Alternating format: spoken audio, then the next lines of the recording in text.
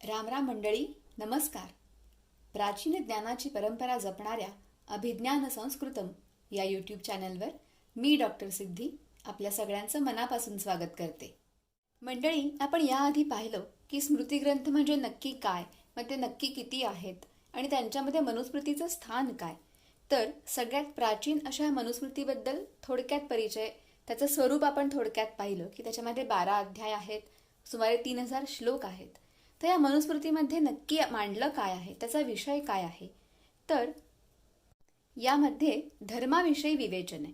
आता इथला धर्म हा शब्द प्रत्येक मनुष्याची त्याच्या त्याच्या वय, अवस्था, करणारं काम याप्रमाणे जी असतात कर्तव्य, त्या अर्थाने प्रयुक्त होणारा हा शब्द आहे.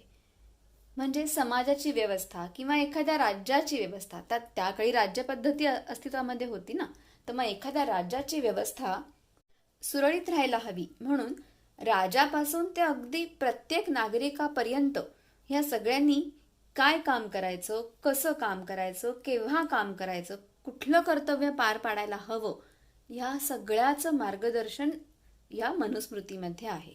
आता मुळातच आपल्याकडे म्हणजे आपल्या प्राचीन सनातन संस्कृतीप्रमाणे धर्म याचा अर्थ कर्तव्य असा होतो. म्हणजे जसं एखाद्या गृहिणी म्हणून काही कर्तव्य, दायित्व असतात, जबाबदाऱ्या असतात. तिने तिच्या घराला सांभाळायचं, सावरायचं असतं, तो तिचा गृहिणी धर्म असतो. किंवा वेगळ्या वेगळ्या प्रकारचं ज्ञान मिळवायचं, कौशल्य शिकून घ्यायची, हे विद्यार्थी असणाऱ्यांचं काम असतं, तो त्यांचा विद्यार्थी धर्म असतो. अशा धर्माविषयीच आपल्या सगळ्या धर्मग्रंथांमध्ये सांगितलेलं असतं. त्याच्यामधलं मनुस्मृतीचं स्थान अत्यंत महत्त्वाचं आहे.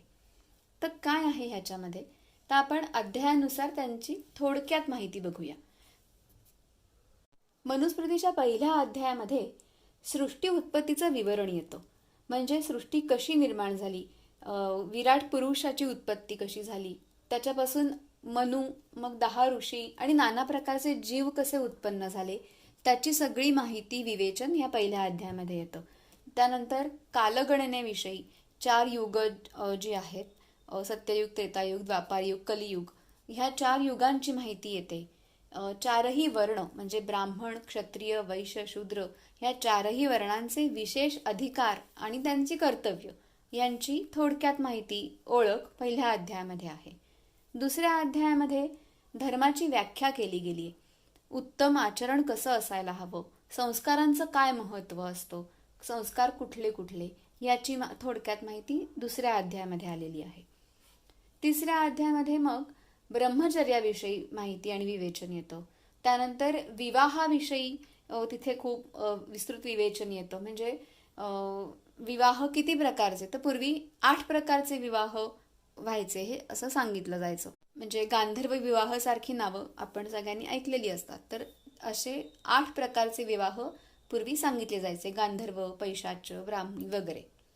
तर त्यानंतर विवाह झाल्यानंतरची पती पत्नींची कर्तव्य काय असतात, गृहस्थ जीवन कसं, त्याच्यामध्ये काय काय काय येतं, त्याच्यामध्ये कसला कसला अंतर्भाव होतो, याचं विवेचन ह्या तिसऱ्या अध्यायामध्ये आहे. नंतर गृहस्थाश्रमातच किंवा गृहस्थ जीवनामध्येच अतिथी सत्कार, मधुपर्क अशा विधींविषयीचं विवेचन ह्याच्यामध्ये येतं. गृहस्थांनी करण्याच्या श्राद्धांविषयी, श्राद्ध विधींविषयीचं विवेचन ह्या तिसऱ्या अध्यायामध्ये येतं. चौथ्या अध्यायामध्ये पुन्हा हाच गृहस्थ जीवनाचा विषय कंटिन्यू झालेला आहे.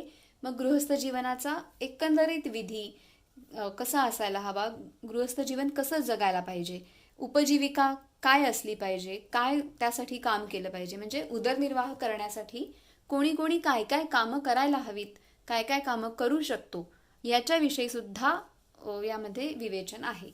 त्यानंतर स्नातक जे असतात, म्हणजे शिक्षण जे घेणारे असतात, त्यांच्यासाठी आचार नियम काय असायला हवेत हे सुद्धा मनुस्मृतीमध्ये दिलेलं आहे. म्हणजे त्यांनी काय खायचं, काय प्यायचं, त्यांच्या खाण्यापिण्याच्या पदार्थांविषयी सुद्धा नियम इथे आहेत. 5व्या अध्यायामध्ये हाच विषय थोडा पुढे आहे की मांसाहार आणि शाकाहार याच्याविषयी पण मार्गदर्शन केलेलं आहे. त्यापुढे सोयर आणि सुतक विषयी नियम सांगितलेत. नंतर सपिंड, समानोदक यांच्या व्याख्या सांगितल्या आहेत. म्हणजे थोडक्यात पवित्रीकरणासंबंधीचे नियम या 5व्या अध्यायामध्ये आहेत. शिवाय याच्यामध्ये पत्नी म्हणजे एखाद्या गृहस्थाची पत्नी किंवा एखादी विधवा यांची काय कर्तव्य असतात, त्यांनी काय करायला हवं, कसं वागायला हवं, याच्याविषयीचे नियम, याच्याविषयीचे निर्देश या 5व्या अध्यायामध्ये आहेत. पुढे 6व्या अध्यायामध्ये वानप्रस्थाविषयी मार्गदर्शन आहे. म्हणजे आपल्याकडे जे 4 आश्रम सांगितले आहेत, ब्रह्मचर्य, गृहस्थ, वानप्रस्थ आणि संन्यास, त्यापैकी वानप्रस्थ या आश्रमाविषयीचं मार्गदर्शन या 6व्या अध्यायामध्ये येतं. पुढे 7व्या अध्यायामध्ये राजधर्माविषयी विवेचन आणि विवरण सगळं येतं. अत्यंत महत्त्वाचा असा हा अध्याय आहे.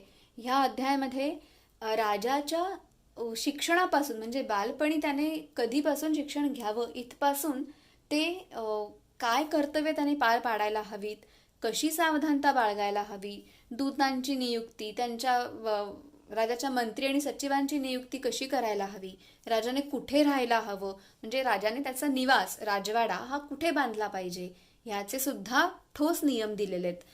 मग अशावेळी दुर्गांचं महत्त्व कसं असतं राजासाठी, राजाच्या आणि त्याच्या प्रजेच्या सुरक्षेसाठी दुर्गांचं महत्त्व किती, राजाने शत्रूशी युद्ध करताना काय विचार करायला पाहिजे, कशा प्रकारे युद्ध करायला पाहिजे, युद्धाचे नियम काय असले पाहिजेत, युद्धाप्रमाणेच साम, दान, दंड, भेद हे जे 4 नियम आहेत, 4 उपाय आहेत शत्रूवर विजय मिळवण्यासाठीचे किंवा विरोधी लोकांवर विजय मिळवण्यासाठीचे हे जे 4 उपाय आहेत त्यांचं सुद्धा विस्तृत विवेचन ह्याच्यामध्ये आहे. आणि राजाबरोबरच राजाचे अधिकारी वेगळ्या वेगळ्या कामांना ज्यांना ठेवलेलं आहे काम करण्यासाठी, असे अधिकारी, त्यांची कर्तव्य काय, बरं मग त्यांनी राबवायची करप्रणाली कशी असली पाहिजे, म्हणजे राजाने त्याच्या अधिकाऱ्यांच्या मार्फत कशा प्रकारे कर गोळा केले पाहिजेत, ह्याचं सुद्धा व्यवस्थित विवेचन, विस्तृत विवेचन या अध्यायामध्ये आहे. राजाची मंडल रचना कशी असते, तर षड्गुण म्हणजे संधी इत्यादी जे षड्गुण सांगितलेत, संधी, विग्रह, शत्रूशी वागताना, व्यवहार करताना कशा प्रकारे राजाने वागायचं ह्याच्याविषयी अत्यंत विस्तृत मार्गदर्शन ह्या 7व्या अध्यायामध्ये आहे. थोडक्यात हा अध्यायच राजधर्म आहे, राजाचा जो धर्म आहे त्याच्याविषयीचं सगळं विस्ताराने वर्णन या अध्यायामध्ये येतं. पुढे 8व्या अध्यायामध्ये न्यायदान करण्यासंबंधी राजाची काय कर्तव्य असतात, राजाची न्यायव्यवस्था कशी असली पाहिजे, त्याचे नियम काय असले पाहिजेत, ह्याविषयी स्पष्ट विवेचन आहे. किंवा ऋणदान म्हणजे कोणाला कर्ज द्यायचं असेल तर त्याचे काय नियम असले पाहिजेत, कसं पारखून घेतलं पाहिजे, पात्रता कशी ठरवली पाहिजे, किंवा ऋण प्राप्त करून घ्यायचं, वसूल करून घ्यायचं असेल तर त्याच्याविषयीचे काय नियम असले पाहिजेत, किंवा कुठलाही दावा, खटला असेल, म्हणजे भांडणं जर समजा झाली, एक न्यायनिवाडा करण्याची वेळ आली तर साक्षीदार म्हणून कोण उभं राहू शकतं, त्यांचे काय नियम, त्यांच्यासाठी काय नियमावली आहे, ते सुद्धा ह्या 8व्या अध्यायामध्ये आहे.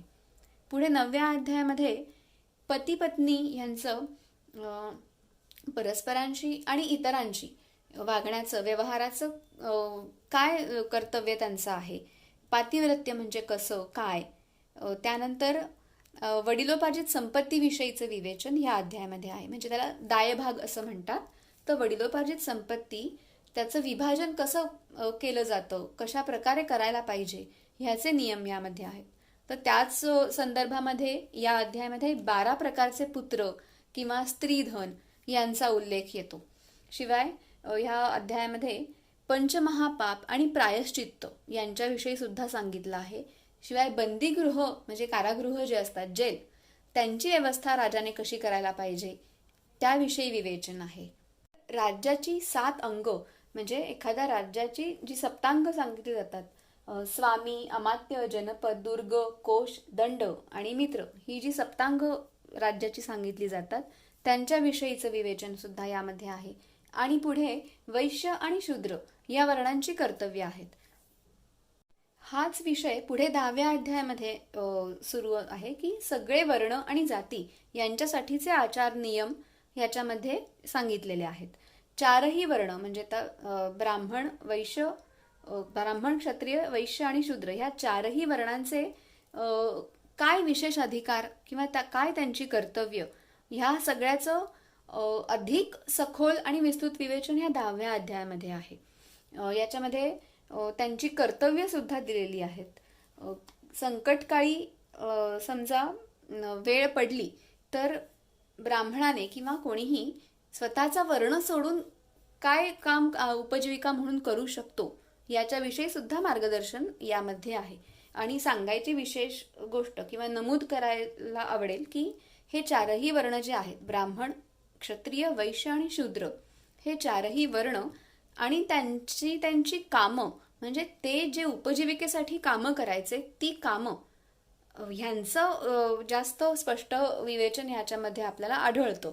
म्हणजे त्यांची जी काही कामं होती, ते जे काही कामं करायचे त्यानुसार त्यांचे वर्ण ठरलेले होते. आता आणि अजून एक नमूद करायची गोष्ट म्हणजे हा शब्द जो आहे तो शूद्र आहे, क्षुद्र नाही. तर ह्या चारही वर्णांची जी काही कर्तव्य होती आणि त्यांचे जे काही विशेष अधिकार त्यांच्या कामांनुसार होते, त्या सगळ्याचं विवेचन याच्यामध्ये आहे. पुढे 11व्या अध्यायामध्ये दानाविषयी खूप महत्वाचं विवेचन येतं. दानाचं महत्व काय, दानाची स्तुती याच्यामध्ये केलेली आढळते. नंतर 9व्या अध्यायामध्ये जे प्रायश्चित्ताविषयी येऊन गेला होता उल्लेख, त्याचाच पुढचा भाग म्हणू शकतो असा की प्रायश्चित्ताबद्दल इथे अधिक सखोल विवेचन आहे. म्हणजे संतपन, चांद्रायण अशी विशिष्ट व्रत पूर्वी विशेष प्रायश्चित्त म्हणून केली जायची, तर त्याही सगळ्यांचं विवेचन ह्या 11व्या अध्यायामध्ये येतं. पुढे 12व्या अध्यायामध्ये अत्यंत महत्वाचा विषय मांडलेला आहे की कर्माविषयीचं खूप छान विस्तृत विवेचन ह्या 12व्या अध्यायामध्ये आहे. म्हणजे क्षेत्रज्ञ, भूतात्मा, जीव म्हणजे नक्की काय, कसं, ह्या सगळ्या संकल्पना इथे स्पष्ट केलेल्या आढळतात. मग सत्व, रज, तम हे जे त्रिगुण आहेत त्यांच्याविषयीचं विवेचन याच्यामध्ये आहे. निःश्रेयस, आत्मज्ञान म्हणजे आनंदाचं एक सर्वोच्च साधन म्हणून आत्मज्ञान कसं महत्वाचं आहे, ह्याचं खूप सुंदर महत्वाचं विवेचन ह्या 12व्या अध्यायामध्ये आहे. शिवाय याच्यामध्येच वेद स्तुती असलेली आढळून येते. म्हणजे वेदांविषयीचं स्तुतीपरक उल्लेख या 12व्या अध्यायामध्ये आढळतात. तर असे हे मनुस्मृतीचे 12 अध्याय. आता ह्या मनुस्मृतीला खरं तर मानव धर्मशास्त्र असंच नाव मनुस्मृतीमध्ये आलेलं आहे, कारण ते सार्थच आहे. त्यावेळी सामाजिक स्थिती जी कशी होती आणि तेव्हा जे काही आवश्यक होतं त्यानुसारचे नियम ह्याच्यामध्ये दिलेले आहेत. म्हणजे सगळ्या समाजाची व्यवस्था अगदी सुरळीत चालावी, म्हणजे प्रत्येकाने आपलं आपलं ठरलेलं काम करत राहिलं पाहिजे, तर समाज व्यवस्थित चालणार आहे. म्हणजे आता एखादं गाडी किंवा रथ चालवायचा असेल तर रथाचं दोन्ही चाकं व्यवस्थित चालली पाहिजेत, त्या रथाचा चाकांना तो रथ जोडलेला असला पाहिजे, सारथ्याने रथ नीट हाकला पाहिजे, अशा किंवा घोडा जो आहे त्याने तो रथ नीट ओढला पाहिजे. असं म्हणजे प्रत्येक घटकाने जर आपलं काम नीट केलं, ठरलेलं काम, तरच तो रथ नीट पुढे जाणार आहे. त्याप्रमाणे ही समाजाची व्यवस्था नीट चालावी म्हणून हे जे ठरलेले वर्ण होते, त्यांची जी कामं होती, त्यांचं विवेचन आणि इतरही त्या आश्रमानुसार, 4 आश्रम जे आपल्याकडे सांगितले, त्या आश्रमानुसार प्रत्येकाने काय काम करायला पाहिजे, त्यांची काय कर्तव्य आहेत, त्यांनी कुठले नियम पाळायला हवेत, याचं सखोल मार्गदर्शन याच्यामध्ये आढळतं. मंडळी, आजचा व्हिडिओ आवडला असेल तर नक्की लाईक करा, चॅनलला सबस्क्राईब करा आणि शेअर मात्र नक्की करत राहा. आपल्या ज्ञानभंडारातले असेच छोटे छोटे मोती आणि रत्न घेऊन आपण भेटत राहूया अभिज्ञान संस्कृतम चॅनेलवर. धन्यवाद.